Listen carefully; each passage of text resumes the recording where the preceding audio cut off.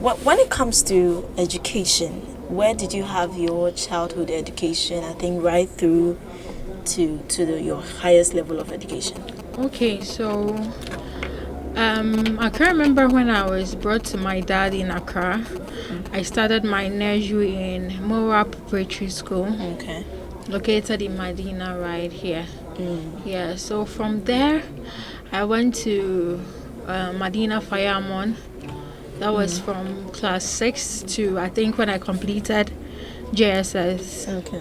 Yeah, so from JHS, that is the junior high. Yeah, I think I did a little bit of IT for a year. Yeah, before I went to senior high school. So basically, I was late for 1 year before I entered into the senior high school. That was how it was. Okay, so from junior high school, you did something on IT. I did an IT course for like a year. Okay, before you went to senior high school. Yes. Oh, I see. Normally, the trend is when you are done with high school, when you do such courses, the normal trend we know is when people are done with junior high school, they just continue with senior high school. Well, with my own, it was due to some financial challenges that I had. Yeah, so I had to wait for a while. Before you So I didn't really wanted to waste that time, so I enrolled. Yeah. That is very wise. So this is something, instead of staying at home when there's financial difficulty, you can start doing something little. If not enrolling in a school, you can start learning one or two trade. Okay, so moving from your educational background, can you talk about your spiritual maybe background? Were you church? Are you a Christian? Your religion? Okay. Well, since I came to Accra, I think I've been a member of Assemblies of God. Yeah, since age 5 till now. Yeah, I fellowship with Assemblies of God. As first, I was part of Medina Central Assemblies of God. Okay. Then when I moved from Medina to where I am right now, I'm currently fellowshipping with Spirit Word Assemblies of God. Yeah. Okay, so now you are with Spirit Word Assembly. Where is it located? It's around Pokwase. Pokwase. Okay, great. So I want to shift the focus a bit now to your relationship life. I mean, when did you start, going out? We would say going out. So when did you start maybe dating someone, your relationship life? Okay, so my relationship aspect started, I think, when I was at the age of 21. 21. Yeah, that was when I started a relationship. And I don't really know how to say it, but it wasn't something I was even ready for or even expecting. It was So is it friends or no? It's not family? Friends. It's not friends. It's not family. I'll take it from when things started becoming difficult. When I was with my dad in Medina, where we used to live. Yeah, we were asked to move out of a house. So we were asked to move. Everyone in the house was asked to move out of the house, and I and my dad didn't have anywhere to go. So what I can remember was sorry to cut you. It was a place you rented, right? where yes, it was a place we rented, but I think the house had some issues, so we had to move out. So what I remember was we moved into a small kiosk. That was where we lived. And we lived in the kiosk for like 2 years. 2 years? Yes, for like 2 years. In fact, the kiosk, I don't really want to go there, but it was something else. A lot of my friends knew about it. So. But before we go further, how was life like living in such an environment? Because you have stayed in a rented apartment before, and I think that the rented, it was more of the normal, single room. Yeah. And now you have moved from a rented place to a kiosk. How was life like? Well, it was very difficult. It was very difficult. And even where the kiosk was located, I tell you, it was located in an area where people smoke. And in fact, the way the kiosk was, It was an old wood which was used to make the kiosk, and it was rented to us. We rented it. And the kiosk was rented? Yeah. Wow. It was rented, and it was as small as, even someone's, sorry to say, toilets or bathhouse would even be way bigger than the kiosk. And you lived there with your father? I lived there. I slept there with my dad for 2 years. Yeah, for 2 years. Okay, but how were you coping? You happen to be a woman and your dad is a man. How were you coping living under the same roof with the opposite sex? Well, it wasn't easy. I can remember a certain woman saw me and she just looked into my face and said, "You are very wicked." And Wow. I was like, "Really?" How? She was like, "You're a woman and you're living here with your dad. Are you happy? Seriously, can't you go out there and get someone to take responsibility?"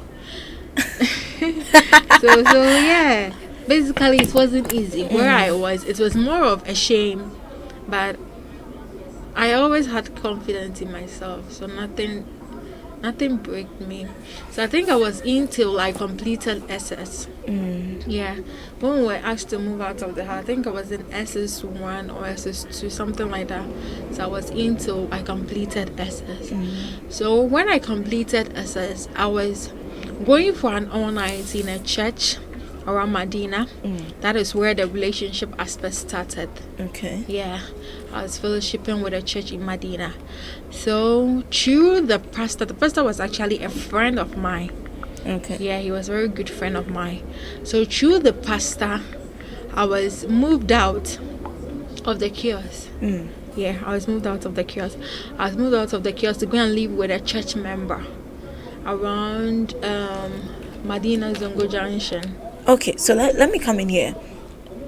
As of that time, you were fellowshipping at Medina Assemblies, and then through a pastor of that same church, of a different church, he helped you secure a place with a member of that church. Yes. Okay. Yes, that was how it was. So I moved in with her, and as time went on, you know how ladies can be sometimes. So one day I was there when she came to me that the dad said she shouldn't stay with anyone in the house, so she should move out. I should move out. So I was so frustrated, so I had to call the pastor friend back. Yeah. Then he was like, "Okay, we'll find a way out." Then the pastor got me another place. I was in Hacho. With a friend or alone? It was with a friend, but she didn't. She later said she wasn't moving with me, so I went there. It was someone's family house. Okay. Yeah. So, but still, my dad was still in the kiosk. Okay. Yeah, my dad was still in the kiosk. So I moved back again to Hacho. So I think that was where the issues started in the aspects of relationship and everything. Yeah, so relationship, were you having something to do with the pastor? Initially I wasn't. Okay. I wasn't. But later on, one day I was there when he came to me that God said he should come to me, in quote.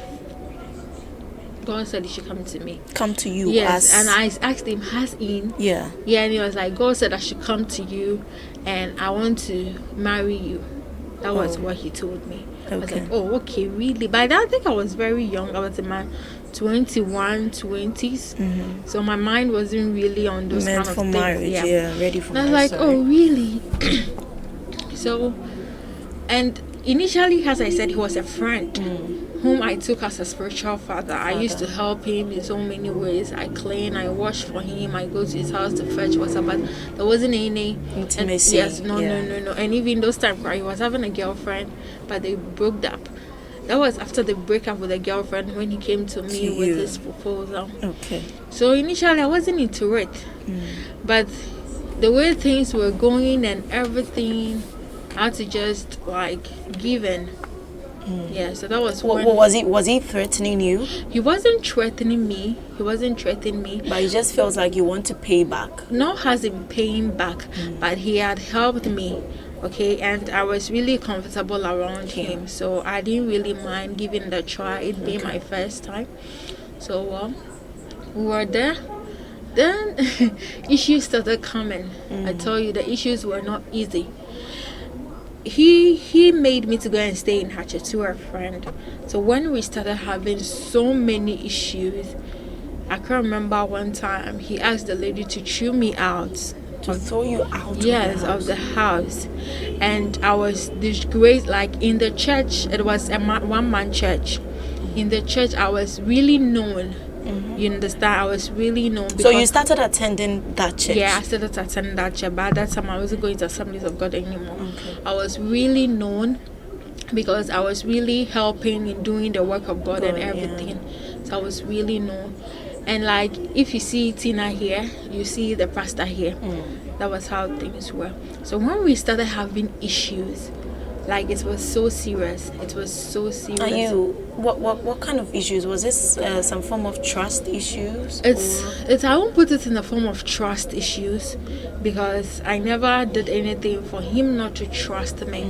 But you know, but he was demanding for certain things you couldn't give. He demanded to the extent that he took advantage of me. That was how it was. The demanding was in a way that he took advantage of me. And when I realized the way things were going, I didn't want to go further. You know how some men can be. Yeah. You don't want to go further. We shall see. That was when the issues started coming. Okay. He didn't want you to go afterwards. He didn't want me to go. That was when the issue started coming. So later when I find out that she was dating another lady in the church. Okay, so meanwhile it was between the two of us and he didn't know whom to choose. So I can't remember when he asked the woman to throw me out of the house. One afternoon, the woman called me and was like, he wants me to leave the house. I was like, really? What have I done? Did she give you reasons for that? She didn't give me any reason. That the family said they don't want anyone in the house and everything. And in fact, I was so brokenhearted. I was so brokenhearted. Of course you be. That was the second place you were being thrown out. Yes. And I called the pastor. The only thing he could tell me is, I've created war. He used that word. I've created war with you. And we are not going to end it anytime soon. Wow. So he created some kind of scars in me that up till now is still there. He created so many scars with insults, with threat, with so many things. But well, so what were some of the threats? Oh, okay. Some of the threats were like, I will not let you live a free life. You'll not go scot-free. I'm like, what have I done to you? Just because you decided not to continue with this blackmail. So I can remember one afternoon when I was asked to move out of the house. I was so depressed. I was frustrated. I just wept. I'm like, why? What is happening? So I just walked out of the house. Then I remember I walked from Hacho to UPS. You know that distance from Hacho to UPS. Yes. I was just walking. I didn't know. I didn't know where I was going. Johnny Walkers. I was just walking. So I got to UPS. You see where they had this new hostel. Yeah, I went there to sit. And whilst I was sitting there, someone came to me and was like, "Hey, come on, forget about everything I'm going through. Forget." A stranger. Yes, I didn't know the person. He said, "Forget. You'll be able to go through this. Okay, just get up and go home." And I was like, "Okay." So I got up and something said I should call my dad. And I called my dad. I narrated everything to my dad. And my dad was like, he wants to arrest the pastor. Of course. And I told my dad, no, you should just forget about everything that he has done. So I think when I moved out, I wanted to freshen off everything that has happened. So I went to Kumasi to my mom. Okay, Tina, let me cut you out. We'll continue from where you stopped, but I want to establish this. You know, it's not good biblically to discuss pastors, people who have been called by God to do their work, but sometimes they engage in acts that are, to be very honest, disheartening. And I particularly do not like discussing issues like that. But please, let's be mindful. Whoever it is, regardless of whoever it is, you have the right to say no, or you have the right to say yes. Even if you say yes and you get to that point and you change your mind, you have the right to change your mind. Regardless of whoever it is, nobody can blackmail you to do something you do not want to do.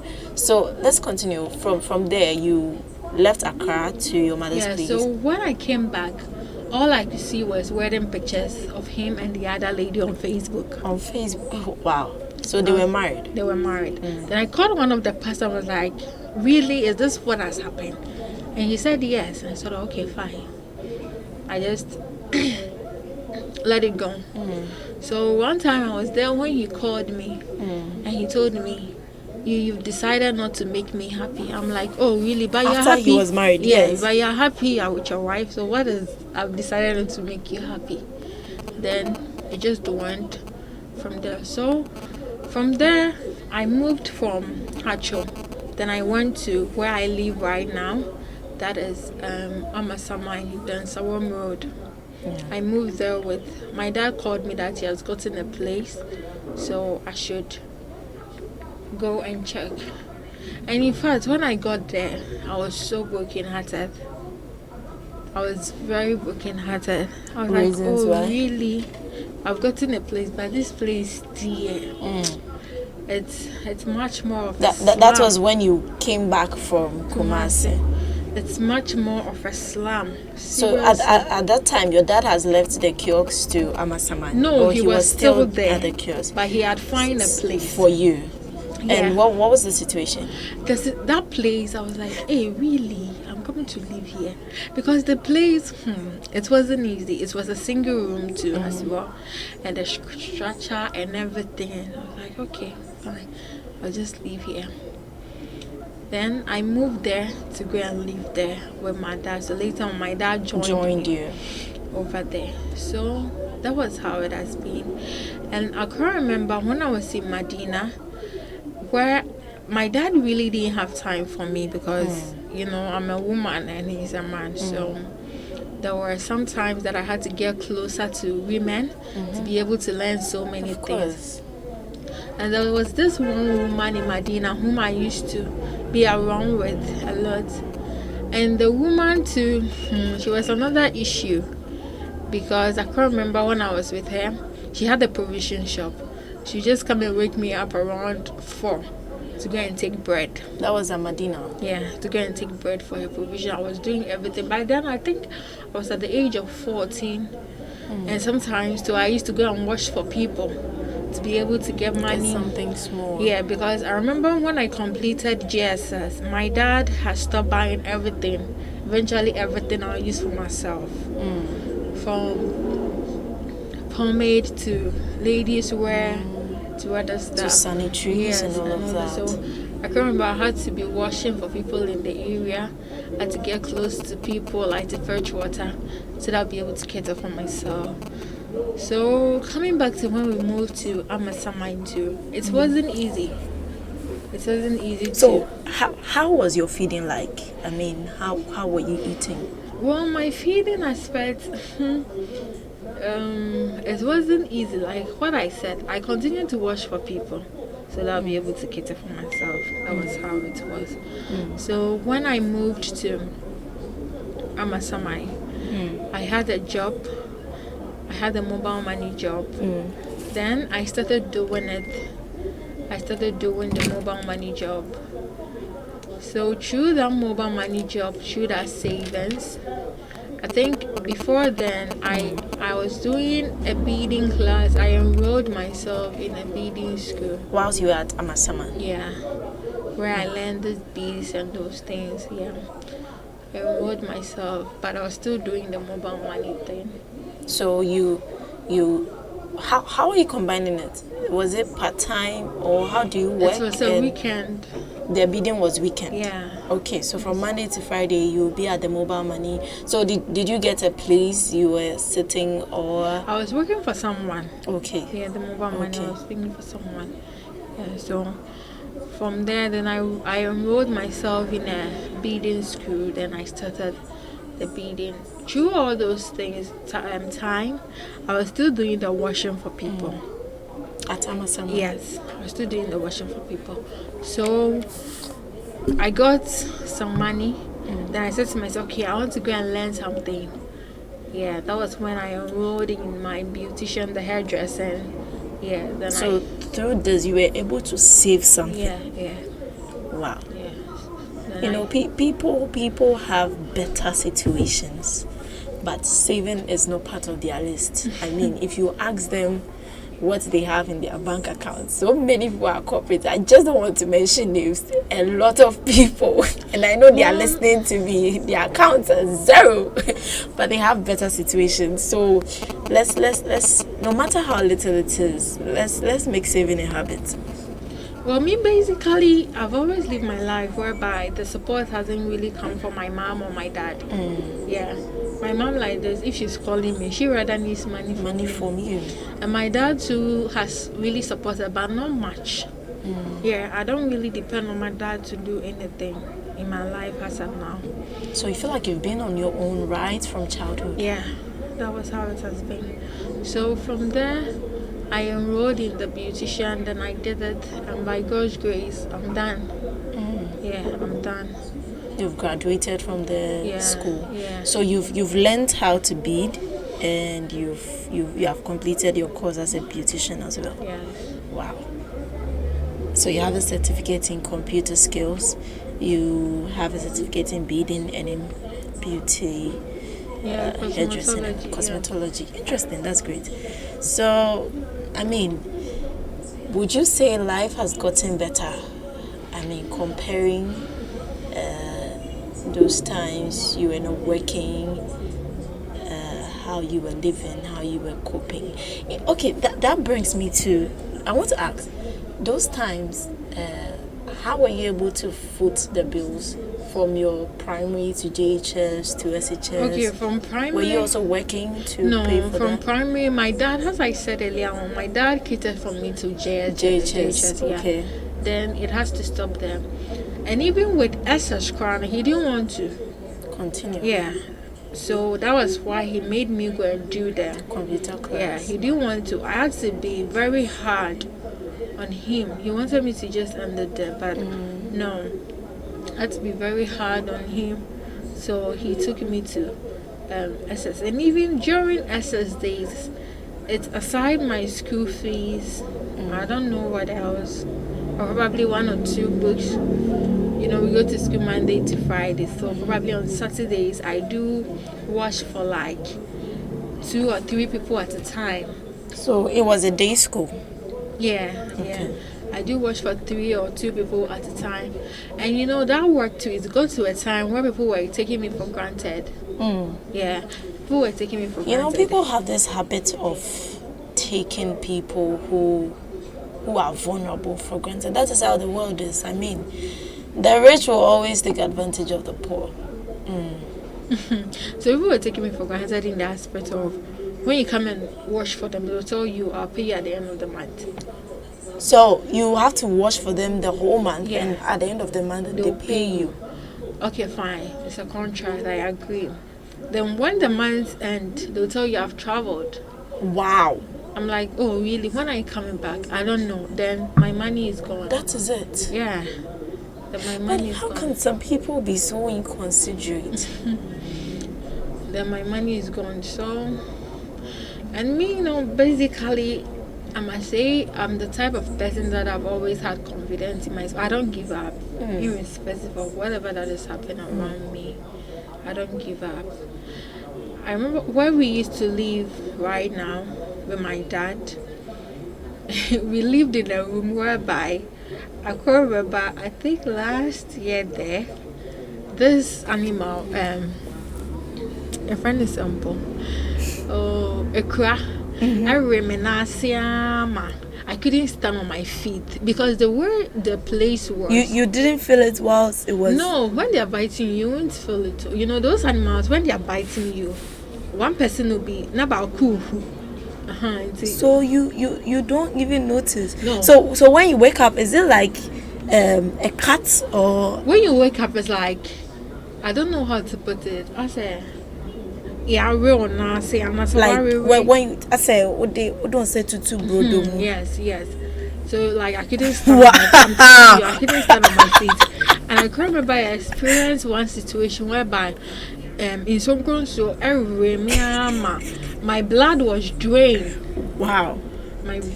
I've been in situations whereby this is really sad, but funny as well. I need to make a decision, but no, I go like, come on, there's no way I'm giving up or something like that. And people have really sometimes looked down on me with so much insult and everything, but it doesn't tickle me a bit. No, it doesn't at all. Wow. You've been through a lot. But we'll just go for a quick music break. When we come back, we'll discuss the other relationships you've been through, how that went, and then we'll continue the discussion.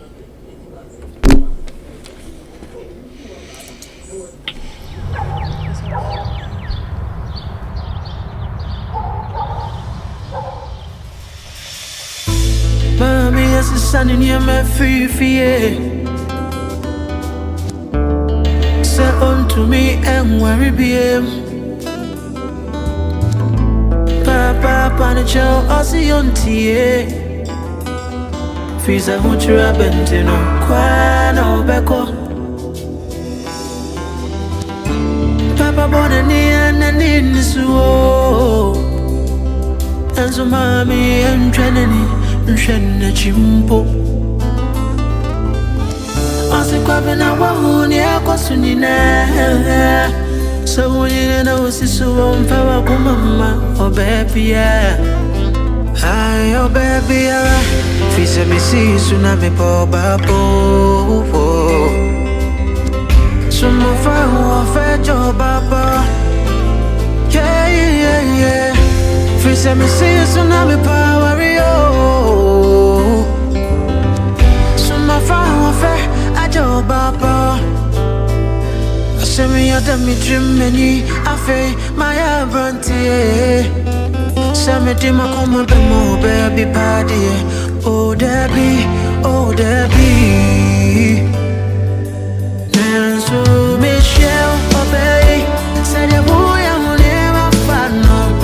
E phone cry or they get em bese ho. Am I a boy identina. Maybe say me tell me papa na. Na say me makoma kuechi. Me nyeti ya chubiana. And I say me know.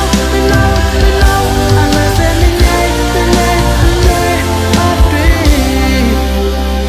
I said it for emergency.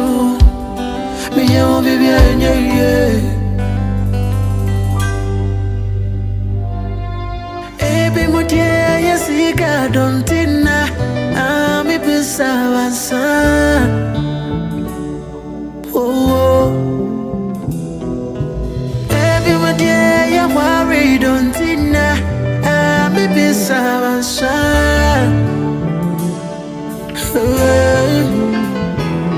I'm a man, so me, I'm Gassa. Many more come to the Marco Somicon. Yes, I've been me. Ebe boo me. And to try me, now don't me. Now buy a over to me now. Now I say, what pay me. Now what do me. I really some dosso. So quiet, warrior. And if I ever to my dreams, Papa more, money more.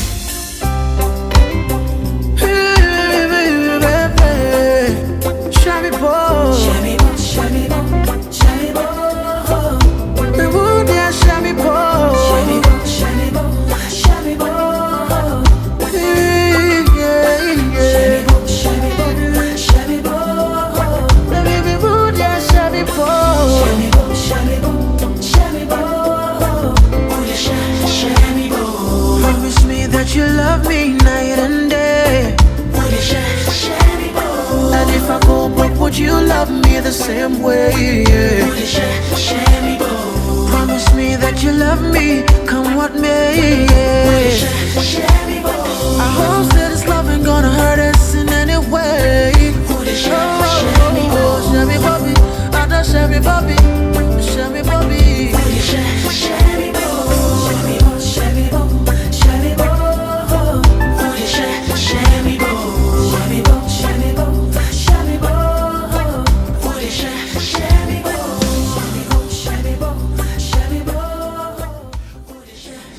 Okay, so welcome back.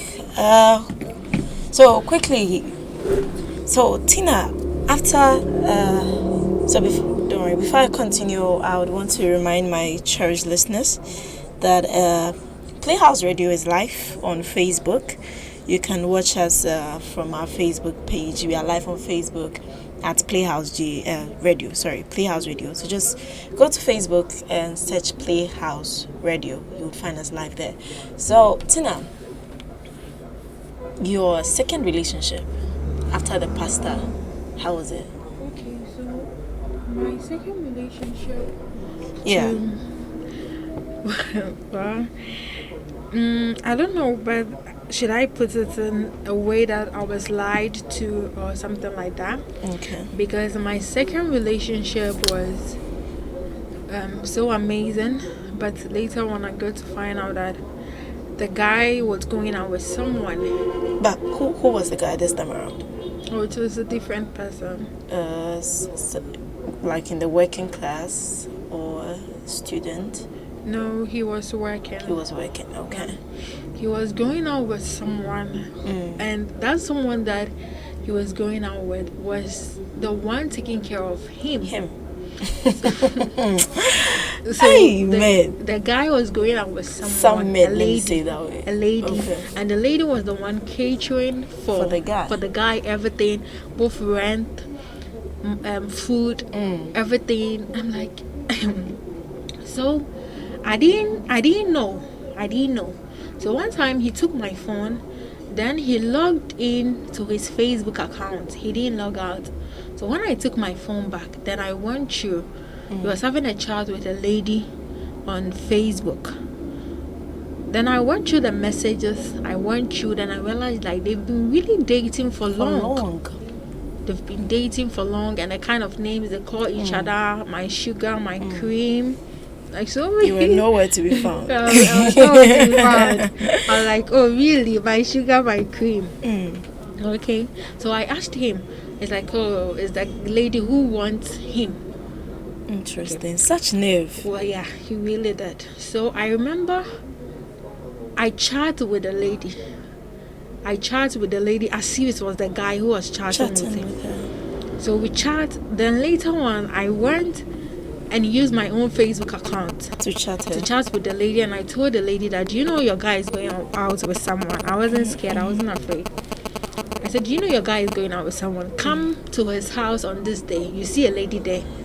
And I wanted to go there on that day too. So she could see you. Yes. And then you could just settle things. So I went there. Then the lady truly came. The lady was in BA. She came all the way from BA to Accra. Yeah. So, and I was like, I'm the lady. And I know you guys have been going out for long. And blah, blah, blah, blah, blah. So it became a whole issue. And what was the gentleman? Should I even say gentleman? Where was the guy? I don't know where he is. but like at that moment, where was he? He was in the room. He was in the room? He was in the room. And what was his reaction? He was just sitting there. He was just sitting. And he was like, Tina, why did you do that? I'm like, why did I do what? Why are you guys like that? This, from what I know, this lady has been paying your rent. This lady has been buying everything for Practically you. Taking care of you. And you came to take me. Are you for real? Do you know what I've been through? That instant, I gave him a dirty slap. And he was comfortable. I gave him a dirty slap. Then he called one of his friends to come and beg me. Beg you? Beg me. How about the other lady? I don't know. The issue went, then it was taken to her elder sisters to solve that. I told them, no, I'm working out. Of course. So they should just forget about me. So I went. Then some months later, he called me. He's having a heart issue. I'm like, oh, die. I'll come to him.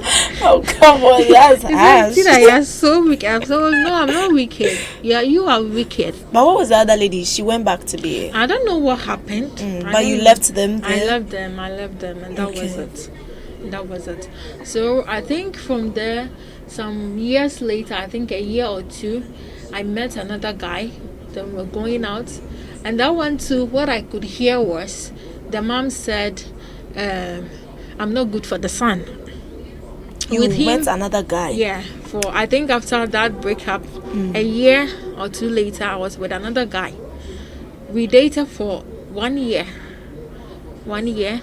Then the mom came to tell me that the mom called the son to tell the son that they should break up with me because I'm not good for the son. And I said, oh, really? I'm not good for the son? Reasons being? The reasons being, I don't know. The reasons being, I don't know. Interesting. I don't know. So I was like, oh God, why is this happening to me? Because I'm the type, I don't joke with my prayers. I've been to, mostly when I have issues, I go to the mountains to pray. I don't joke with my prayers. So why should I be having issues in my relationship? And whenever I'm going through, when I'm going into a relationship, I pray. I tell God, whether it's going to end well or not, I'm going, be with me. When it doesn't go well, I still have the strength, and nothing breaks me. Yeah, so that one too ended. Then I think when it ended, 6 months later, someone came to me with a marriage proposal. Straightforward, I want to marry you. How many years later? I think 6 months later. 6 months later? Yeah. Okay, he didn't come with a relationship. No. He was just ready to get married. He was just ready to get married. I was like, oh, really? Okay. So I told him to give me 2 months to pray about it. Then he was like, okay, fine. So I prayed about it for 2 months, and I was like, okay, fine. If you want to marry me, you can come and see my dad. Then we take it from there. Take it from there. Sorry. So everything started. And with that particular relationship, some more. I was in. We started marriage preparation. Everything was bought. I mean everything. I think that the only thing that was left was my wedding ring. Yeah, our wedding ring. Let me put it that way. Okay. Then, in March last year, that was before the lockdown happened. He came to me to tell me that he's going to see one of her sisters in what's the place, Kasua. Okay. Yeah, so when he met you, you guys quickly started preparing. So after the 2 months, well, before then we were friends for 2 years. Oh, after he had told you? Yeah, after he came to me with a marriage proposal. We were you became friends? No, we were friends before. You were friends before he came to you with a marriage proposal? Oh, okay. Yeah. And then after the marriage proposal, you guys started putting things in place, and you bought quite a lot of things. Everything. Like rings? I think it was excluding ring. You were supposed to. So you bought all the, the things they put in this suitcases for everything the on kente, the list. We bought everything. So practically it means the man went to see your family. Of course, he came for the list. Okay. Yeah, he came for the list. So, during the lockdown, then he came to me that he's going to see the sister at Kasua. I was like, oh really? Okay. Then he went. I'm not the type who really impose in my relationship. Of course. I believe you need to have your freedom and everything. So he went, and in fact, the day that he went, since that day till the 2 weeks that the president gave us lockdown, his phone was off. His phone was off. I didn't understand. So I've been calling him. His phone wasn't going through. So I think during the week, then someone called me that he's looking for him.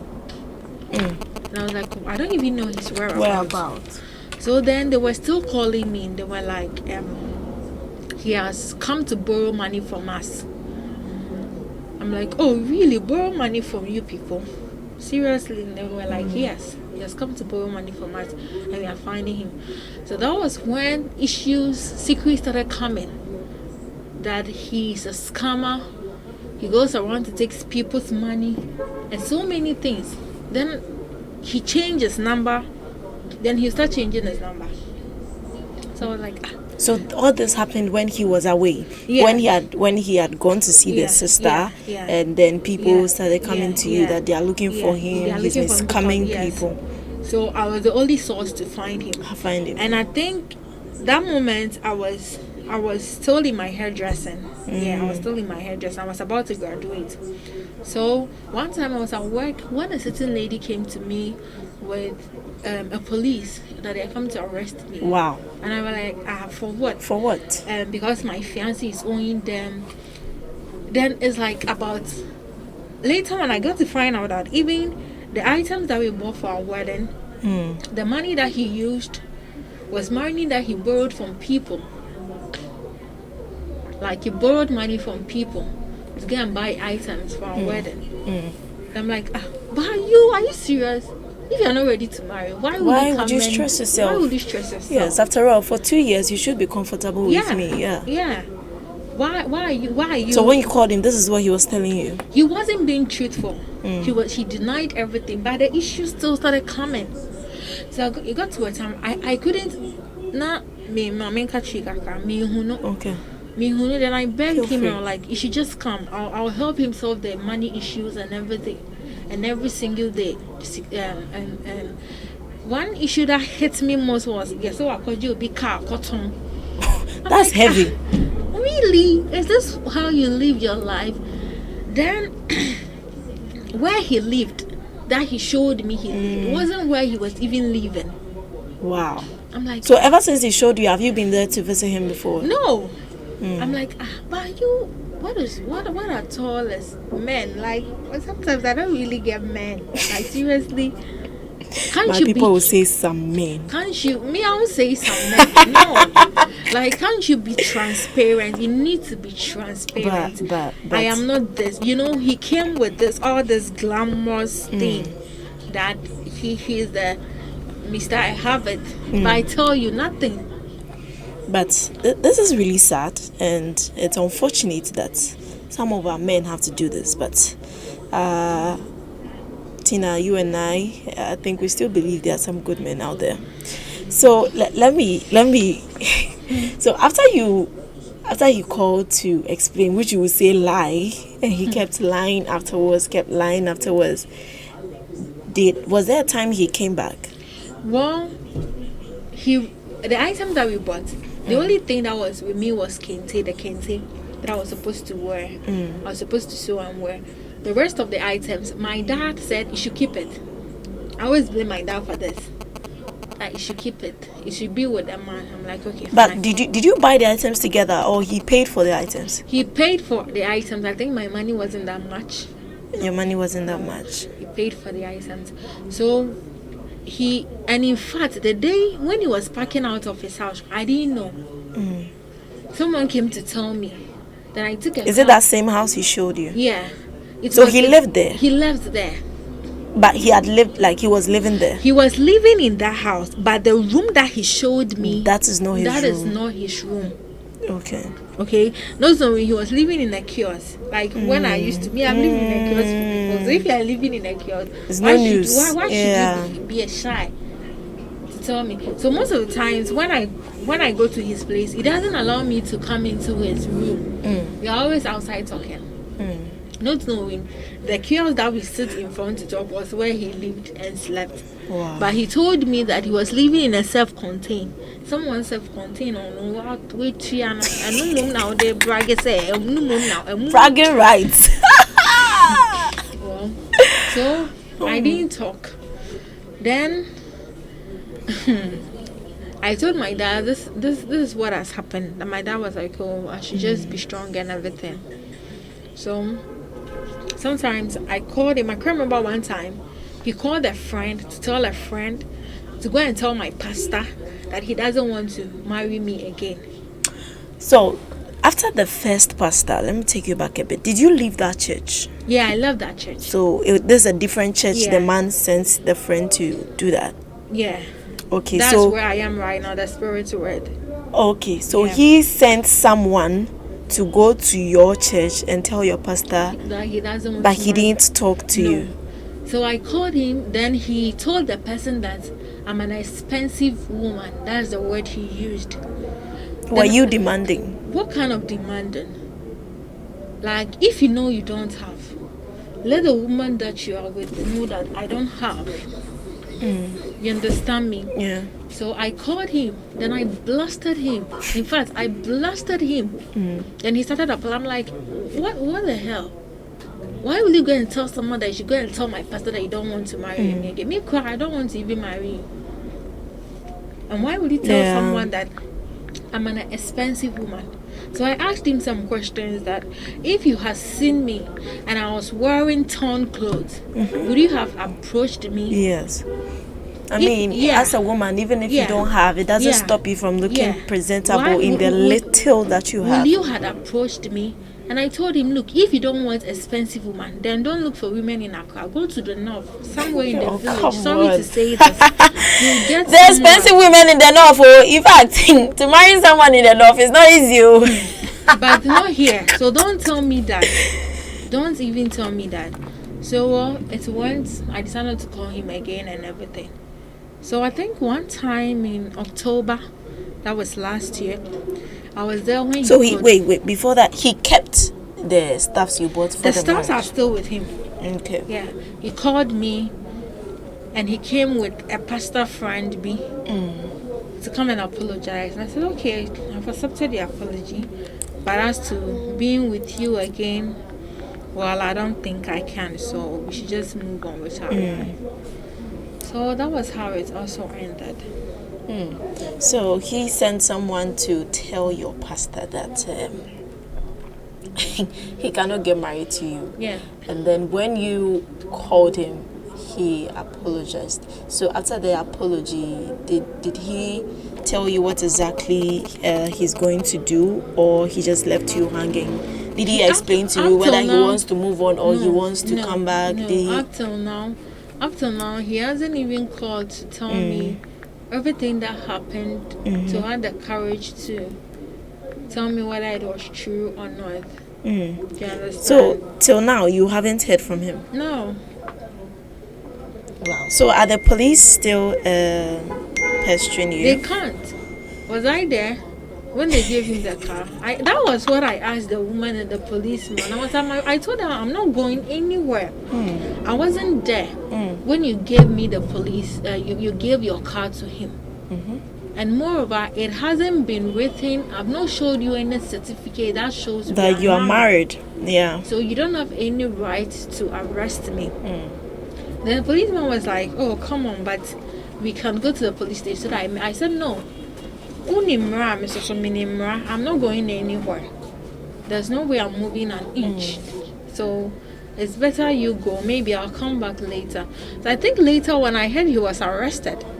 Okay. Yeah, later when someone But called me. did you follow up? No, I didn't. I wasn't interested. Of course. Yeah, someone called me to tell me that he has been arrested and he wants me to go and check. I'm like, oh no, I can't. So we should just forget. Okay, so I have one or two comments coming through, and Stephen Power says, wow, from Hachu to UPSC, surprised look emoji, and he says, lots of laugh. There's nothing like something said. It's the Holy Spirit. So he feels like it's the Holy Spirit that was talking to you. And Manuel says poverty has some kind of funny story, but it's serious. And this is coming from Debbie, and Debbie is saying Tina is a very courageous woman. I tell you, upon everything she's been through, she never gave up. I am really, really proud of her. This is coming from Debbie. And in fact, before you wrap up, you would tell us, going through this series of back and forth. It's just funny how some people can have their life run so smoothly. From childbirth, they go to day nursery, kindergarten, JHS. They just go climb the ladder of education, and along the line, they get good marriages, they get children, they make money, and they die. Even though they have their own rough edges, but not as rough as someone who has really had it tough. Let me say it that way. Some people have slept outside. Some people have been in kiosks. Some people have slept in front of people's stores. People have to wait for people to close their shops before they can find a place to sleep. They have slept in the rain. Trust me, it's not been easy for some people. But then, one thing we've learned is to never give up. See, no matter how worst your situation may be, you are better off than somebody. It is because you've not heard someone's story. We are not disputing the fact that your story is painful. In fact, it hurts. No doubt about it. But there's still hope. No matter what happens, there is still hope for everyone. So, Tina, tell us, what would you say are some of the things you did, some of the decisions you took that has gotten you to where you are right now? And finally, what advice would you want to give to other people out there listening to you? Okay. Basically, I've always been the type of person who, as I said, doesn't give up. And I've always known whom I am. Okay, if you know who you are, I don't think you ever be like, I want to give up, I'm done. I've always had that confidence in me that irrespective of whatever that has happened to me, every situation that I've been through in life, I just see it as a mere thing. Yeah. You see all those difficulty in feeding, shelter, clothing, and then when you've been able to, scratch and gotten something to school with, and then come out as a qualified and a professional beautician and cosmetologist, and marriage also comes in, and this relationship flip-flops and all of that, you still see it as mere? Yeah, I really do see it as a mere thing, because I know I pray a lot. Prayer has been one thing that I feed on. So, sometimes when I'm in a situation, the only person that I think about is God. Okay. The only person that I think about is God. Nothing else. And the moment I start to think about God, I'm fine. Okay. I'm okay. Nothing moves me. I don't shake. I don't allow things to worry me. Although things worry me a lot, but no. And I'm the emotional type, and sometimes when I go through situation, I cry a lot. I do cry a lot. I can remember not too long ago I cried, and I called a friend. I have this friend who has been a friend of mine for long. I called him and I'm like, Richie, I'm crying. And he's like, hey, my strong woman, don't cry. Have you forgotten you have a lot of people looking up to you? You are giving up now? I'm like, oh no, but it's too much for me. And he was like, no, don't cry. I've lived a life whereby I don't go to people seeking for what I'm supposed to do next, because I've not really had the mother relationship, the father relationship. So connecting to people. No, so I'm just on my own. I'm pushing on my own. And I've been the type of person, I don't allow things to pressure me. Okay. No, never. Not the clothes that you are wearing.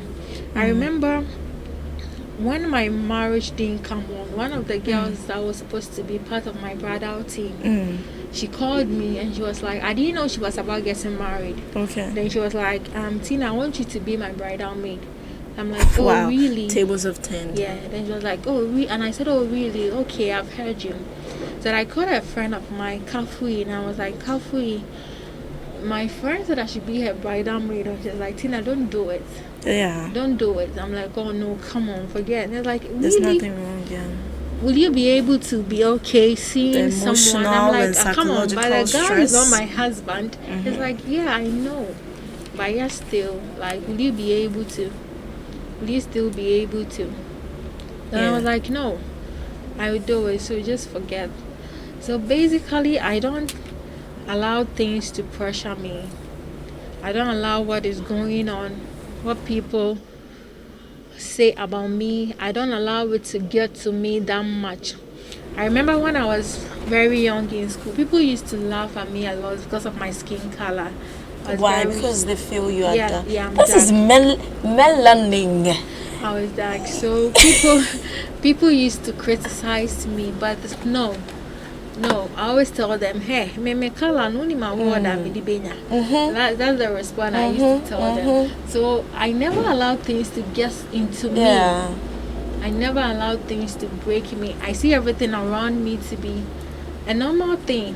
Like, why should I worry myself so much? You know? Yeah. So basically, you have told yourself who you are. You have accepted who you are, and you've not accepted the failure that has come to your way. I won't even call it failure. I'll call them tests and temptations that have come your way, and then you have told yourself that this is not enough to break you down. So that confidence and that consciousness is very key, because you have people to encourage you, as you said. So after this step, you spoke to people. So I'll come back to that. So you just have to first have the consciousness of who you are. Tell yourself, this is not going to last forever. And then talk to people. Oftentimes, people find it difficult to express themselves. But that saying that a problem shared is half solved, it works. But then you have to know who you share your problems to.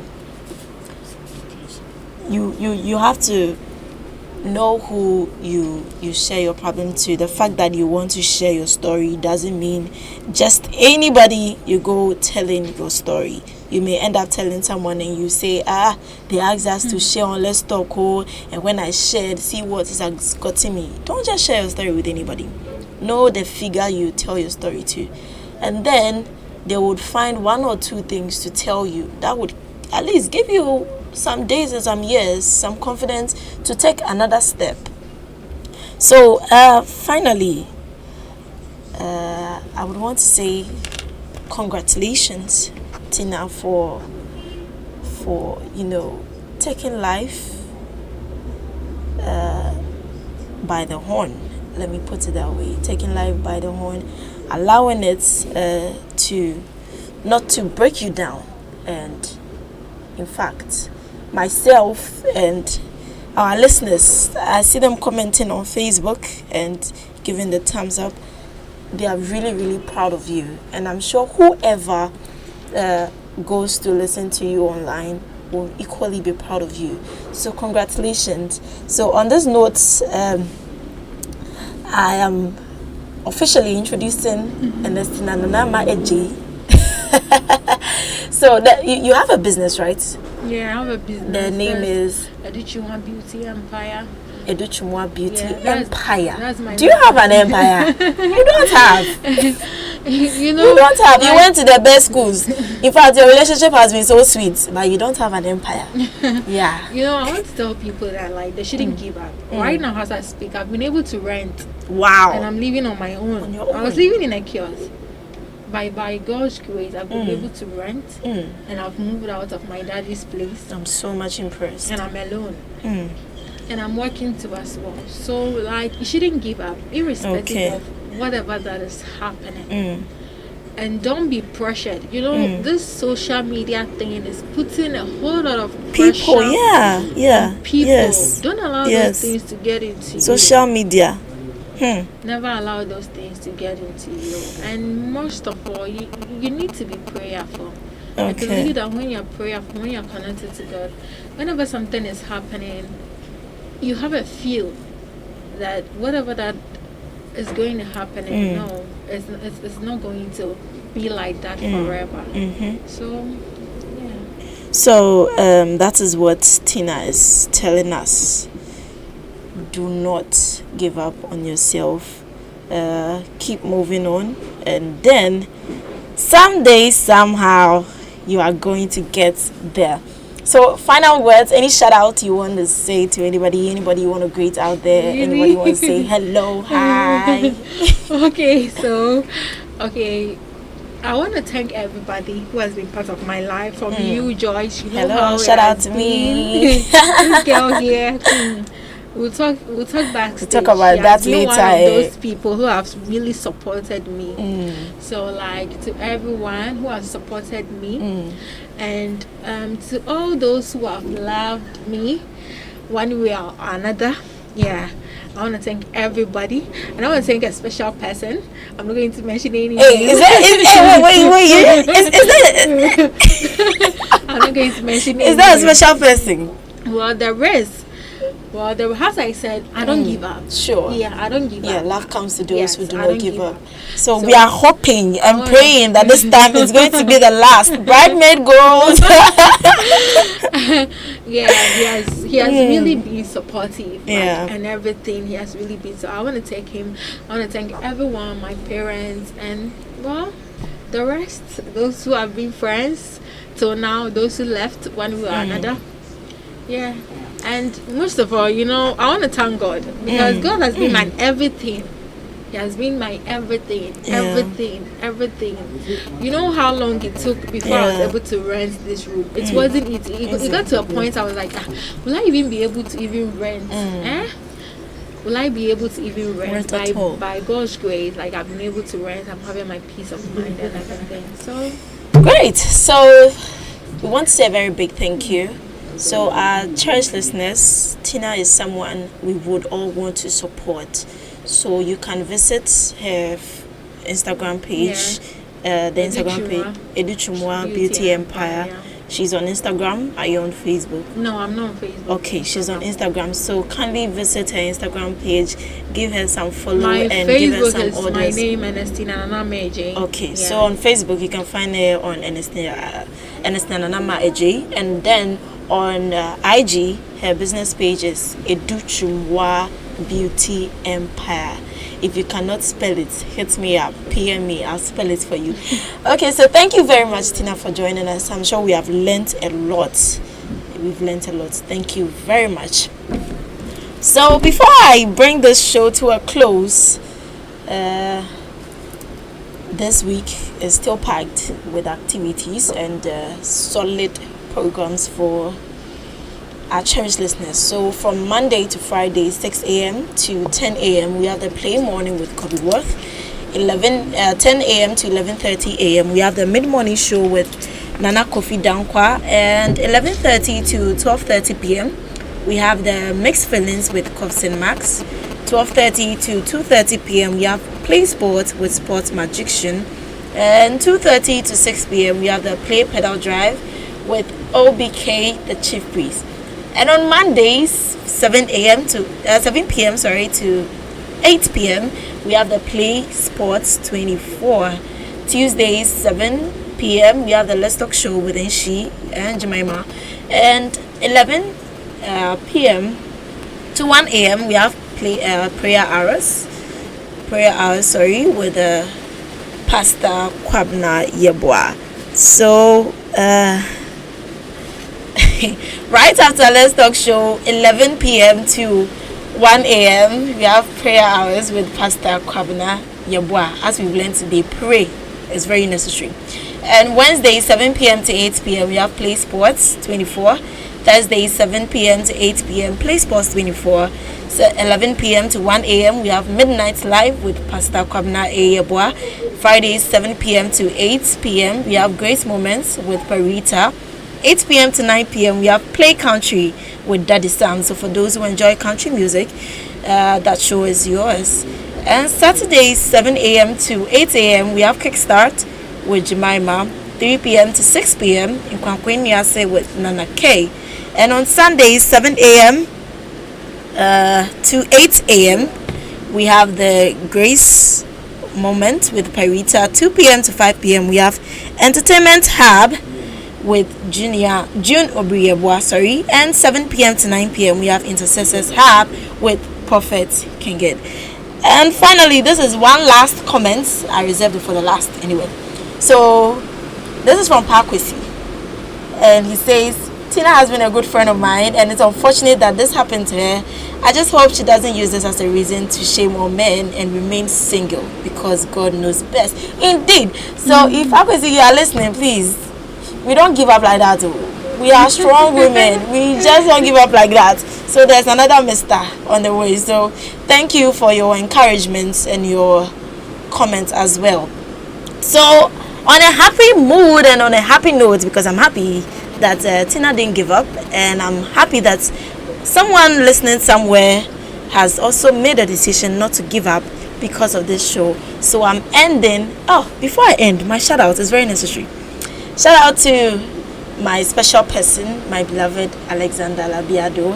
Shout out to, he's doing the listening from Kumasi. And shout out to Ella, shout out to Sarah, shout out to Esther, shout out to Debbie. She personally WhatsApped me to send her a shout out. This show cannot end. So Debbie, shout out to you. And shout out to my parents and my sisters. They have been really supportive. Shout out to Playhouse. And it's been great having you. Shout out to my listeners. In fact, this show is all about you. Shout out to Pakwesi. Shout out to all Assemblies of God members and all Royal Believers Ministry members, and to one of my daddies, Reverend D.Y. Donko. Shout out to you all, and have a good evening. I'm signing out with Oseye by Medical and Kwame Eugene. They call me Eugene. It's your chairman sexy. Daily No chairman. You know, follow. When I hear that beat, that's that sweet music play. All I want to know is where my baby is. Because I want baby to step in the circle and